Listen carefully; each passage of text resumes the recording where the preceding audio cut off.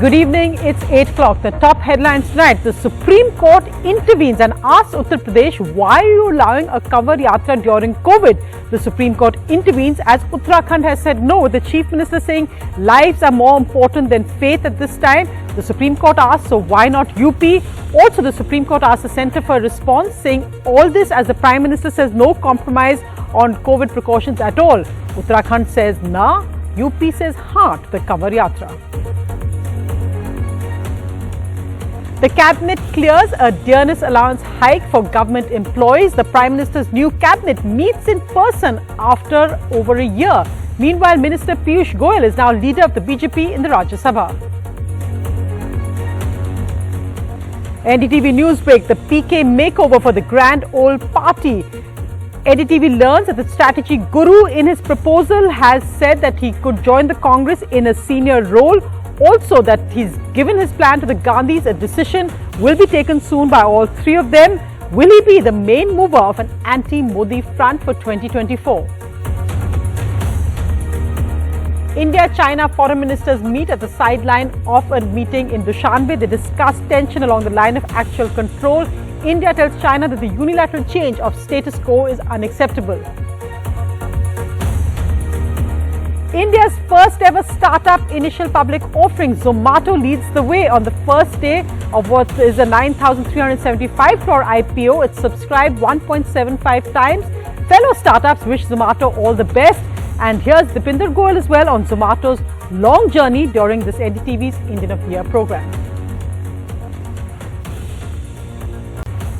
150 homes demolished in Haryana by a Supreme Court order as they were built in Aravali forest land. This is the first phase of demolition. Hundreds are now homeless and so far no alternative arrangements for them by state governments.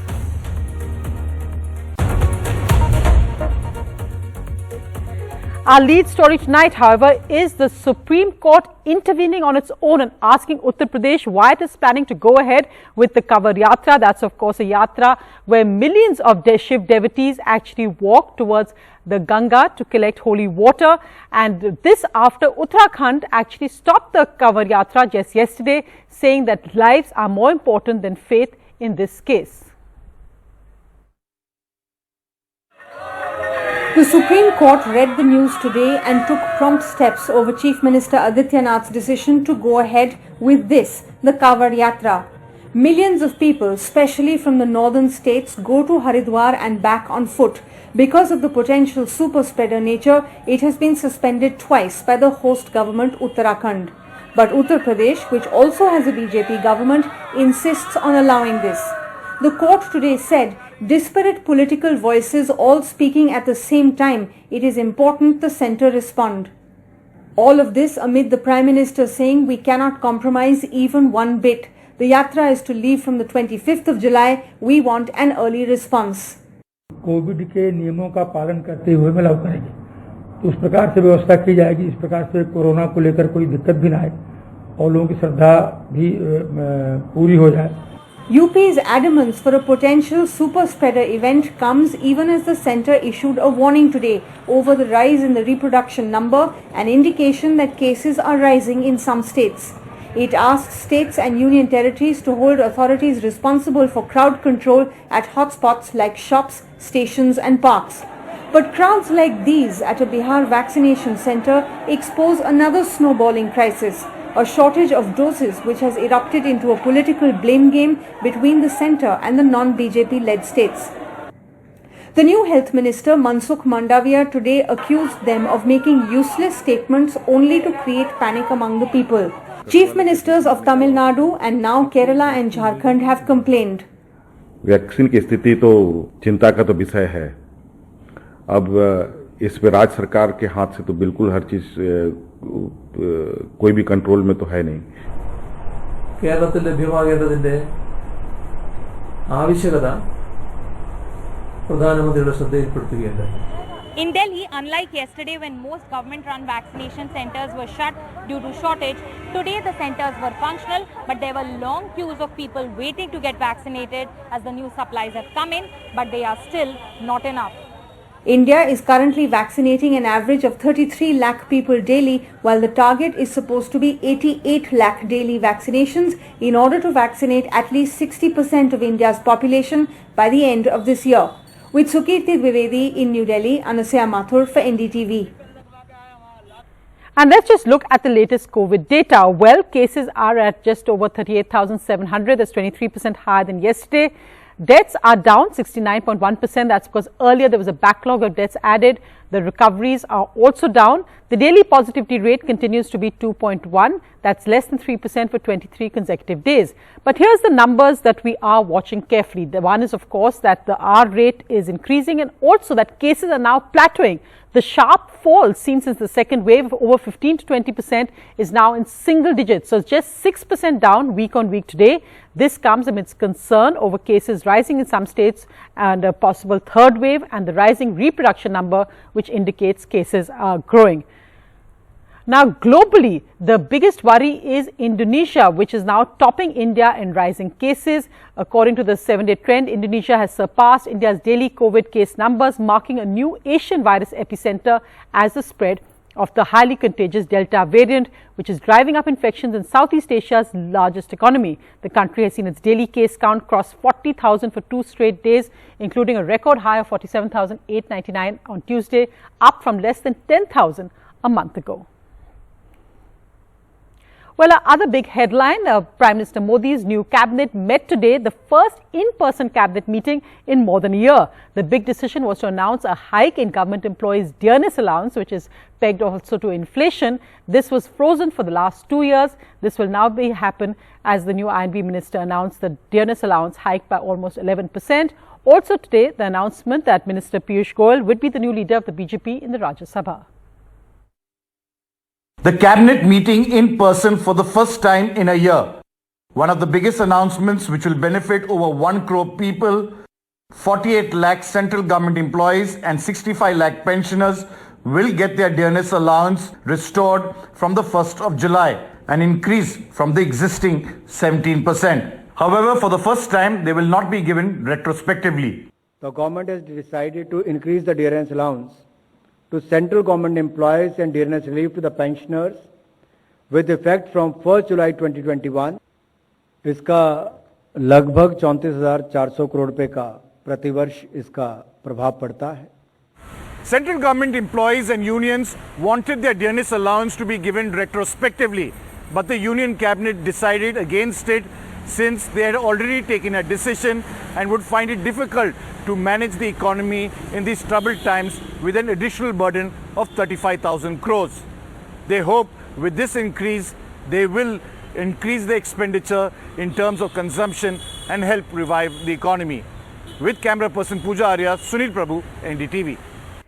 Well, moving to the other political bombshell, and that's really the whole Gandhi's PK meeting. And NDTV Srinivas and Jain had the exclusive news break on that. Vasu, what's the latest on the PK plan for the grand old party?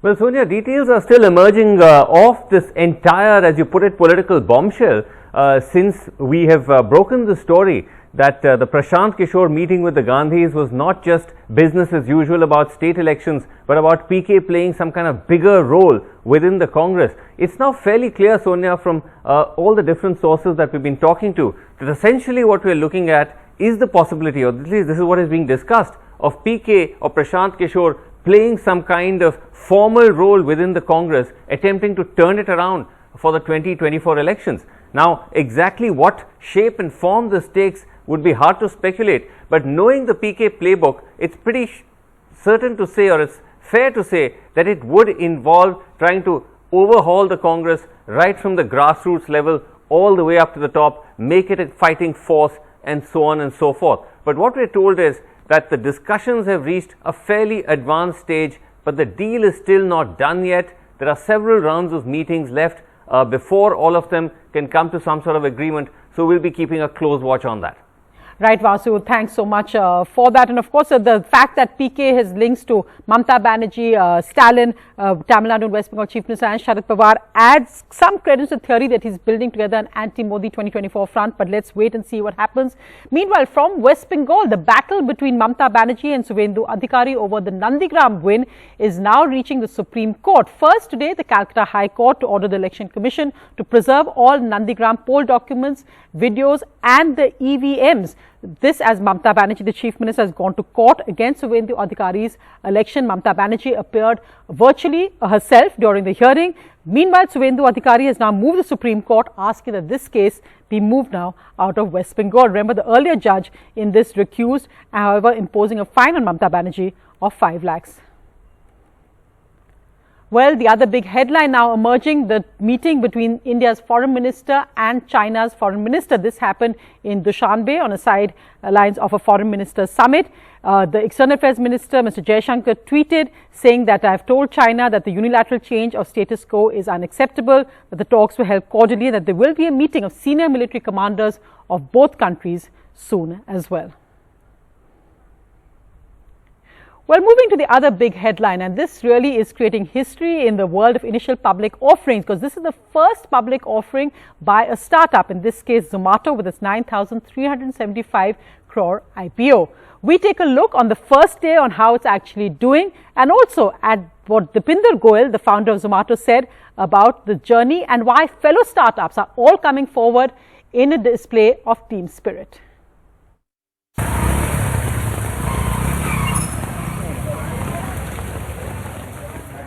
Zomato is the hottest thing on the IPO menu for a long time. An initial public offering or stock launch is a public offering in which shares of a company are sold to institutional investors and usually also retail investors.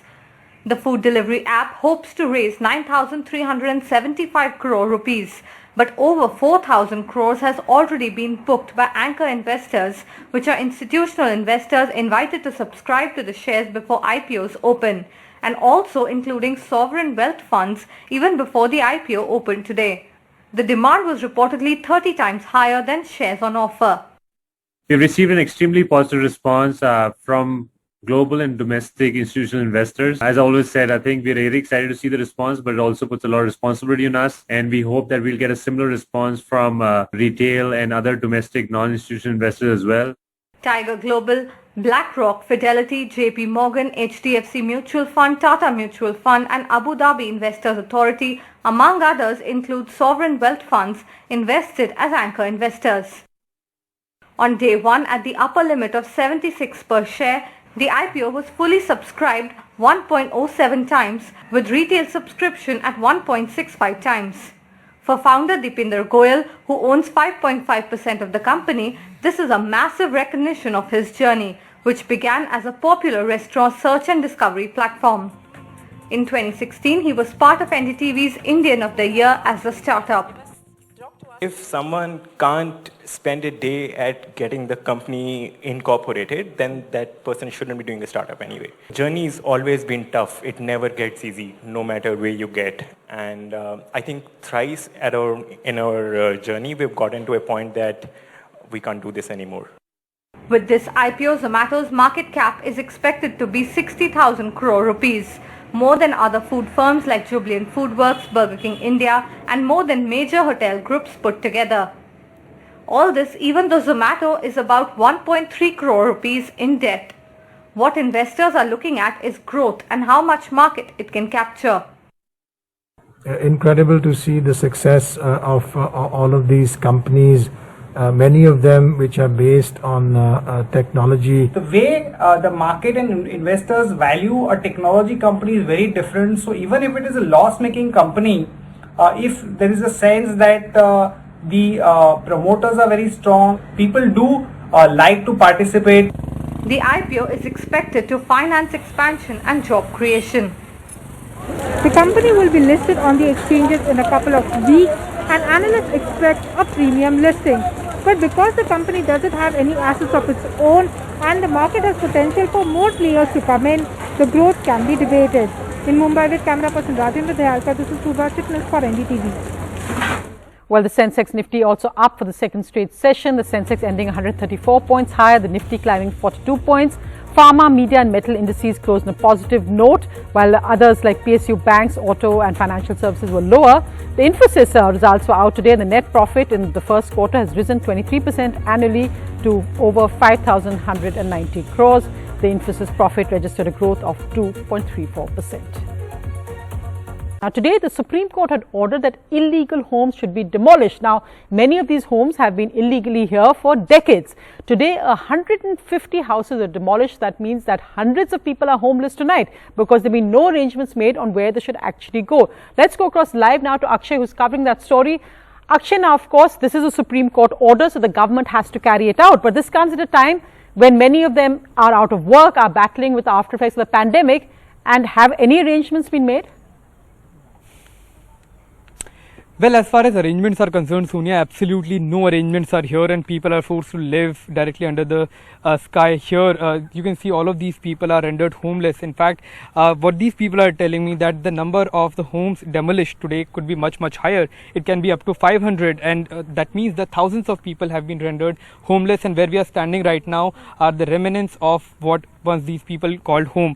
We'll try and speak with these people and try to understand that whether there was any intervention from officials when these homes were being made, who exactly was here as far as people in charge are concerned. कोई चीज नहीं आया, ना नेता ना कोई नहीं आया। नहीं। आप बताइएगा क्या समस्या है, अब क्या आपकी स्थिति में है आप? जी, मैं यहाँ 12 साल से रह रही हूँ।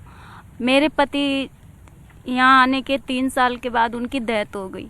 उसके बाद से मैं मेहनत मजदूरी करके अपने इन बच्चों को पाल रही हूँ। एक मेरा बेटा ये है, एक 14 साल का है और एक थोड़ा उससे बड़ा है। तो मैं सरकार से ये दरखास्त करती हूँ कि मैं कहाँ जाऊँगी, कुछ हमारे लिए भी सोचा है सरकार ने या नहीं? कोई ऑल्टरनेट अरेंजमेंट आपके लिए? बारिश का मौसम है, मानसून है, कुछ ऑल्टरनेट अरेंजमेंट किया? कोई अरेंजमेंट नहीं है जी। खुले आसमान के नीचे सब लोग बैठे हैं। कोई अरेंजमेंट होता तो आपको भी दिखता। अब हम कहाँ जाएंगे? काफी जंगल है, अनसेफ है, ना लाइट है, ना पानी है, और जंगली जानवर भी आ सकता है। आप देख रहे हैं ये चीज। Even the electricity and water supply has been shut for approximately 2 months। भैया आप बताइएगा कि क्या समस्या है आप लोगों की इस वक्त? समस्या यहाँ डर के जी रहे हैं। दूसरा ये है कि अभी यहाँ जो जमीन लिए थे उस समय कहाँ थे सरकार? एक अगर आप कोई भी प्लॉट का मान, वो कहते हैं जो ये सारा कब्जा किया हुआ है, कब्जा ऐसे होता है 1-1 इंच नाप का होता है। अगर हर घर का आप देखेंगे नक्शा में तो 50 गज है तो 51 गज नहीं होगा, 49 गज नहीं होगा। So these people have bought these lands is what they are claiming, and who exactly is accountable, who should be held responsible as far as the land grabbing is concerned is still a big question, Sonia. Absolutely, and I think that, as you pointed out, Akshay, the pressing question is that what happens to these people now? They may need to be taken away from this forest land, but they have to be given a roof over their heads at least, and that's where the state government needs to actually come in.